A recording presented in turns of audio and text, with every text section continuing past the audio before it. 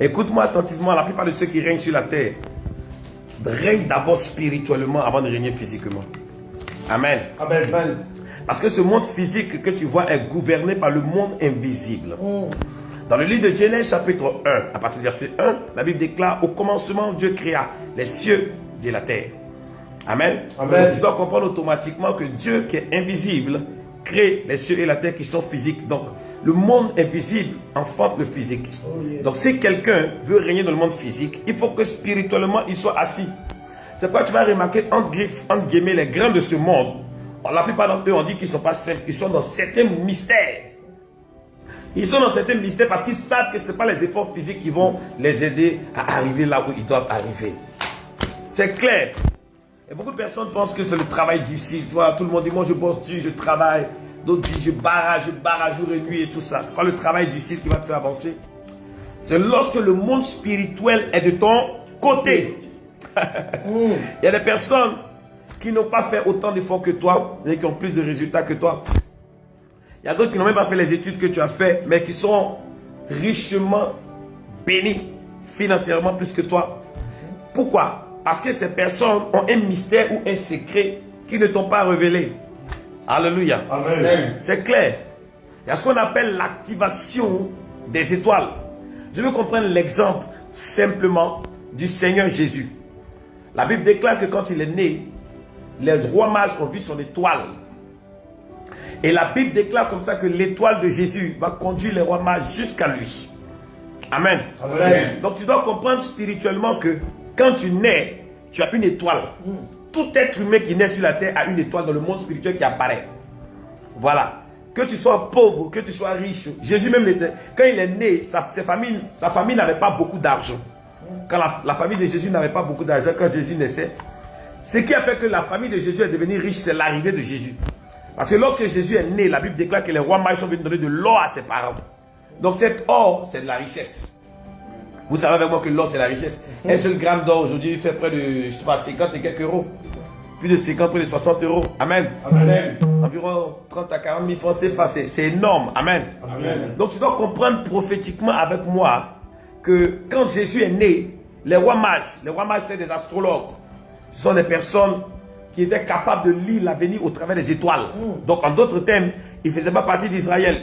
Ils avaient leur secret et leur mystère avec lesquels eux ils évoluaient. Ils n'ont pas eu besoin de GPS pour retrouver Jésus. Donc tu dois comprendre que tu n'es pas le seul sur la terre. Il y a des personnes qui sont témoins derrière de ton étoile depuis ton village. Depuis ton village, même si tu ne les connais pas. Jésus ne connaissait pas ses rois mages. Mais les rois mages avaient déjà identifié son étoile. Il y a des gens qui ont déjà identifié ton étoile pendant que tu es en train de me suivre actuellement. Souvent même, tu es dans le même domaine d'activité qu'ils ont déjà identifié ton étoile. Vous ne vous connaissez même pas, ils ont déjà capté ton étoile. Ils savent que tu es une personne qui transporte quelque chose de fort. Il y a beaucoup de personnes qui pensent qu'ils n'ont pas d'étoile, n'ont pas de grande destinée parce qu'ils sont pauvres actuellement. Ta condition présente ne détermine pas si tu as une grande étoile ou pas. Parce que Jésus est né dans une mangeoire, dans un pâturage, là où les bœufs défèquent. Mais ça n'a pas empêché les rois mages de voir l'étoile de Jésus. Donc même si tu habites dans un quartier précaire, même si tu es dans une condition même financièrement, même pour manger c'est difficile, pour payer tes factures c'est compliqué, tu ne dois pas dire j'ai pas d'étoile. Parce que Jésus même là, sa condition était pire qu'il est né. Mais il avait une étoile. Jean-Baptiste était dans le désert. Jean-Baptiste était dans le désert. Il mangeait les sauterelles dans le désert. Mais la Bible dit que les gens quittaient la ville pour aller à lui. Donc je vais te faire comprendre que ta condition présente ne veut pas dire que tu es pauvre. Ne dis pas je suis pauvre parce que je n'ai pas d'argent, ou bien parce que je n'habite pas dans tel quartier, ou bien parce que je n'ai pas de voiture, ou bien parce que j'ai... Non, tu n'es pas pauvre. Tu as déjà une étoile malgré là où tu es, malgré là où tu habites. Malgré que ton compte bancaire est vide, malgré que tes poches sont vides, tu as une étoile. Et cette étoile est déjà identifiée depuis le monde spirituel par tes amis comme par tes ennemis. Quand Jésus est né, la Bible déclare que les rois mages ont identifié son étoile. Et la Bible dit qu'ils ont voyagé depuis l'Orient. Donc ton étoile peut faire voyager des personnes pour venir jusqu'à toi. Ton étoile peut faire quitter des personnes loin pour venir te croiser, te rencontrer. Amen. Amen. Mais est-ce que ces personnes sont des bonnes personnes ou bien des mauvaises personnes? Donc tu comprends que là où nous sommes en train de partir, nous sommes dans des mystères. On n'est plus au niveau de tes diplômes. On est au niveau des étoiles. On n'est plus au niveau de quelle étude tu as fait. Combien de temps tu as fait sur les bancs. Bien que ce soit important pour fonctionner sur la terre. Mais on n'est plus à ce niveau. On est en train de parler des étoiles. Alléluia. Amen. Et quand Jésus est né, ils sont venus donner de l'or à sa famille. Donc la famille a commencé à se retrouver. La famille a commencé à se retrouver financièrement. Mais regarde, Jésus même qui est fils de Dieu, qui est venu sur la terre et les rois mages sont venus l'adorer. La Bible déclare qu'il est resté dans l'anonymat jusqu'à ce qu'il vienne voir qui? Jean-Baptiste. Jean-Baptiste. Il est resté dans l'anonymat. Donc fils de Dieu, on l'appelait charpentier, on l'appelait menuisier. Il montait sur les toitures des gens, il faisait les charpentes, il faisait des meubles de maison pour aller déposer chez certains clients de son père Joseph. Il n'avait même pas les facultés de manifester le surnaturel ou encore d'exprimer sa destinée prophétique. Or, il était fils de Dieu. Donc c'est comme ça, il y a beaucoup parmi vous, vous êtes des champions financiers, vous êtes des multimilliardaires. Amen. Mais quand on vous regarde actuellement là, peut-être vous êtes des charpentiers. Peut-être que vous êtes des vendeurs de gnomi. Hein? Vous êtes des sorotigi. Alléluia. Amen. Donc toi tu as pris sorotigi pour faire comme si genre c'est ta destinée. Oh, c'est pas là que tu dois t'arrêter, c'est juste un passage. Là où tu es en train de te décourager là, c'est juste un passage. Regarde ton voisin, dis-lui c'est juste un passage. C'est pas là que tu vas t'arrêter. Oh yes. Tu as une étoile. C'est pourquoi il t'a dit la prospérité du chrétien. Il faut qu'il t'explique comment ça se passe. Pour ne pas que tu laisses le diable te distraire et puis tu vas vivre une vie misérable sur la terre. C'est pourquoi je prends mon temps aujourd'hui pour te parler. Et je veux que tu sois attentif. Après cette prière, après ce message, je vais prier pour toi. Je vais prier sur la bougie et je vais activer certaines choses. Amen. Même à distance, tu vas commencer à voir des choses brutales se passer dans ta vie. Oh yes. Amen. Amen. Il faut dire active mon étoile. Active mon étoile. Et suis là pour activer ton étoile ce soir. Yes. Écoute-moi attentivement, je ne serai pas long. Écoute-moi attentivement. Donc Jésus-Christ de Nazareth reste dans l'anonymat. Depuis qu'il est petit, quand les gens finissent de le visiter comme ça, là, il n'a plus vu quelque chose d'extraordinaire dans sa vie jusqu'à ce qu'il arrive au temple à l'âge de 12 ans. Où il a commencé à parler avec les anciens, les scribes, les pharisiens. Et la Bible déclare qu'à 12 ans déjà, il confondait les pharisiens. On voyait qu'il était animé d'une sagesse extraordinaire. D'une sagesse spectaculaire. Mais il était toujours chez ses parents. Il dormait toujours dans la maison de Joseph. Il n'était pas indépendant. Il n'arrivait pas à se prendre en charge. Malgré qu'il était comment? Fils de Dieu. Donc il veut te faire comprendre, il y a beaucoup de fils de Dieu qui n'arrivent pas à se prendre en charge. Ils sont fils de Dieu, hein, mais ils ne peuvent pas se prendre en charge.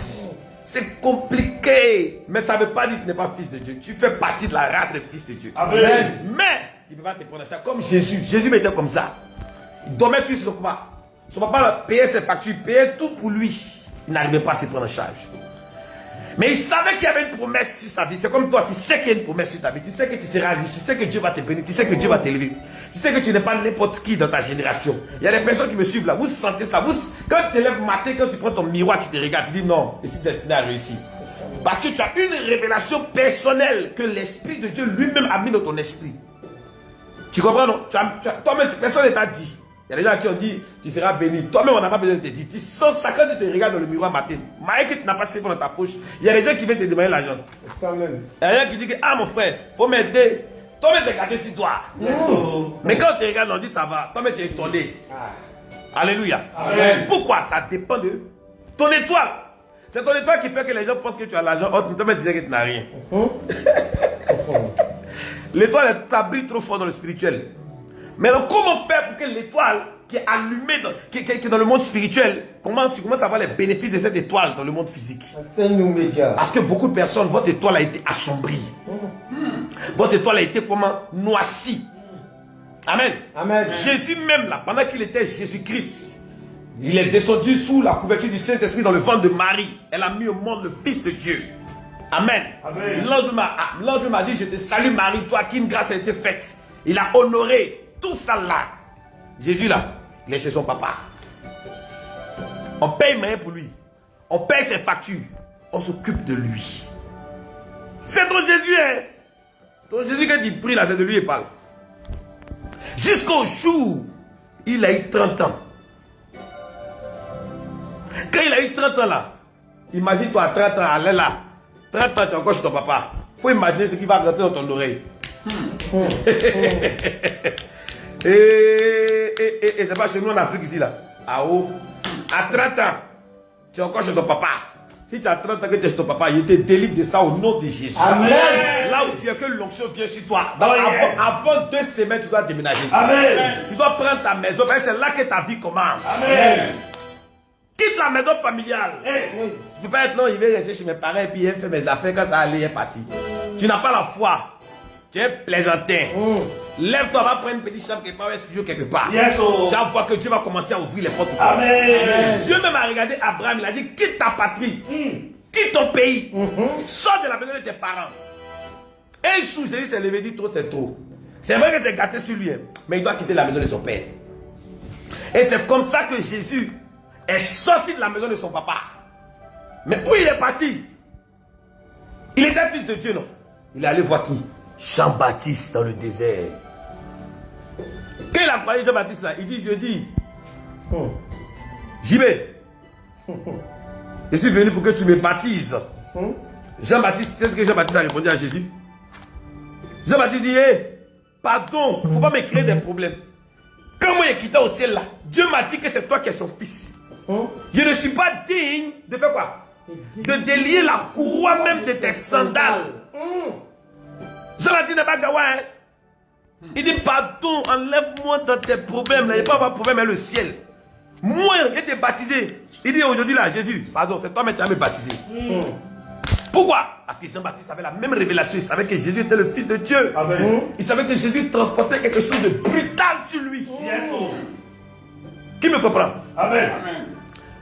Et la Bible déclare, Jésus va dire à Jean-Baptiste, il faut laisser les choses se faire comme ça. Parce que Jésus savait qu'actuellement il souffrait trop. C'était trop dur sur lui. Lui-même étant fils de Dieu, ça fait 30 ans qu'il est sur la terre. Dieu même ne l'a pas encore parlé. Dieu même qui est au ciel là même ne le regarde pas. Il sait qu'il a une étoile. C'est comme ça que tu es. Mais tu as l'impression que tu pries, Dieu ne t'entend pas. Même chose comme Jésus. Et la Bible dit quelque chose de bizarre. Jean-Baptiste dit à Jésus, je ne suis pas digne de délier la courroie quoi, de tes sandales. Pardon, laisse-moi. Laisse-moi toi, mais tu vas me baptiser. Jésus dit non, aujourd'hui là, tu dois me baptiser. Pourquoi Jésus a fait ça? Parce que Jean-Baptiste était le prophète major de son temps. Amen. Il était établi par Dieu pour le temps dans lequel Jésus était arrivé. Et donc tout le monde devait passer par Jean-Baptiste pour recevoir son baptême. Oh yes. Il avait besoin que Jean-Baptiste active son étoile. Oh yes. Jésus n'a pas activé son étoile lui-même. Hey. Il est venu voir qui? Jean-Baptiste. Jean-Baptiste. C'est pour ça que moi souvent je vois les gens, ils sont en train de souffrir. Il y a l'impression qu'ils font exprès. Hey. Il y a que leur souffrance, eux-mêmes ne veulent pas que ça a fini. Hey. Parce qu'ils savent qu'il y a des Jean-Baptiste établis. Oh yes. Qui ont la capacité spirituelle et prophétique d'activer leur étoile. Mais eux, ils sont loin. Ils donnent toutes sortes de justifications. Il y a les gens qui font exprès. Il faut dire qu'il faut exprès. Il faut exprès. Non, il faut dire quoi? Il faut exprès. Il faut exprès. Même Jésus s'est soumis au prophète de son temps. Oh yes. Amen. Amen. Pour recevoir. Mais qu'est-ce qui s'est passé quand Jean-Baptiste a pris Jésus et qu'il a plongé dans l'eau? On a vu qui est qui là. Le ciel s'est ouvert en même temps. Il y a des personnes, vous êtes en train de me suivre là. Vous avez besoin que vos ciel s'ouvre. Amen. Dès qu'il est sorti, la Bible dit, Dieu a dit en même temps dans le ciel, celui-ci est mon fils bien-aimé, en qui je mets toute mon affection. Oh yes. C'est comme si c'est ce jour-là que Dieu l'a révélé. Il a dit qu'il y a des contacts, il y a des rencontres qui doivent transformer des destinées. Moi, je ne suis pas venu parler à des sourds ou à des auditeurs oublieux. Et des gens qui sont là juste pour écouter.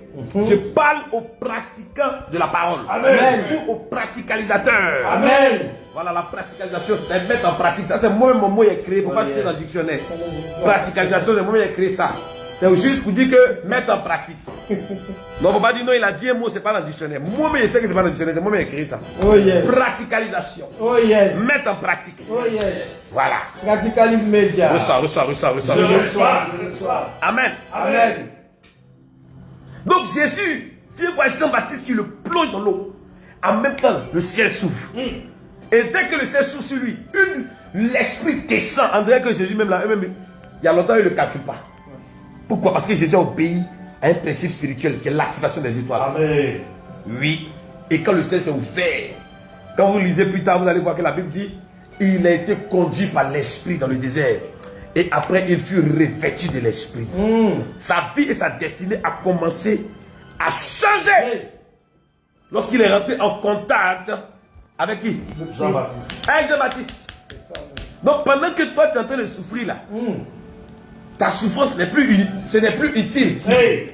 Mais tu ne sais pas, hein, tu veux souffrir comme Jésus jusqu'à 30 ans. Tu veux faire 30 ans de quoi? Souffrance. De souffrance parce que tu ne veux pas que ton étoile soit activée. Tu es en train de chercher diplôme. Tu sais combien de personnes ont eu diplôme avant toi?